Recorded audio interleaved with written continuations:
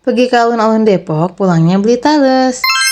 Hai teman-teman semuanya, Assalamualaikum. Ini ada Kak Dinda yang lagi siap-siap pakai sepatu, sedangkan Akmalnya malah masih tidur. Jadi aku pakaiin sepatu sambil tidur karena kita tuh lagi siap-siap mau pergi ke alun-alun Depok. Niat aku ngajakin ke alun-alun Depok sih karena aku tuh pengen ngajakin jalan kaki. Karena perjalanan memang tidak terlalu jauh sih teman-teman, kurang lebih 1,6 km kalau lihat di Gmaps. Tetapi ternyata cuacanya tidak mendukung teman-teman. Cuacanya tuh teduh banget. Jadi daripada nanti aku tuh takut kehujanan bukan apa-apa. Kasihan kalau ngajak anak-anak kan sampai kehujanan. Jadi udah deh aku putusin buat naik mobil. Jadi di sini kondisinya Ahmad tuh udah bangun teman-teman. Jadi tadi pas aku masukin ke mobil ternyata dia langsung bangun. Tapi ya itu tuh matanya masih sayup banget. Tuh coba deh lihat teman-teman. Awannya mendung banget kan. Padahal dari malamnya tuh aku udah berencana banget pengen ngajakin jalan pagi. Hitung-hitung kita olahraga. Tapi cuacanya malah nggak mendukung. Entahlah kapan lagi semangat aku muncul buat olahraga. Tuh lihat orang-orang banyak banget yang pada jalan pagi. Aku juga pengen. Dan bener aja baru aja mau mendekati alun-alun ternyata sudah mulai agak gerimis. Awalnya sih gerimisnya nggak terlalu besar sih, cuma kan kalau ngajak anak-anak tuh kasihan takutnya nanti dia sakit kan. Jadi kata Abi ya udah beli bubur aja. Kebetulan ada tukang bubur di dekat parkiran mobil. Ya hitung-hitung sambil nunggu gerimisnya reda, kali aja nanti habis makan bubur ternyata hujannya tuh reda. Jadi kan kita bisa masuk ke dalam alun-alun. Tapi sampai buburnya habis dimakan ternyata hujannya bukan makin reda malah makin deras teman-teman. Akhirnya Abi ngajakin ya udahlah kita sambil muter-muter aja sekalian beli bensin. Dan lagi-lagi sama perjalanan Dinda tuh agak sedikit rewel. Kita jajakin ke toko biru atau enggak ke toko merah. Sepertinya nggak afdol kayaknya kalau nggak jalan kalau nggak ke toko merah dulu atau nggak ke toko biru dulu deh.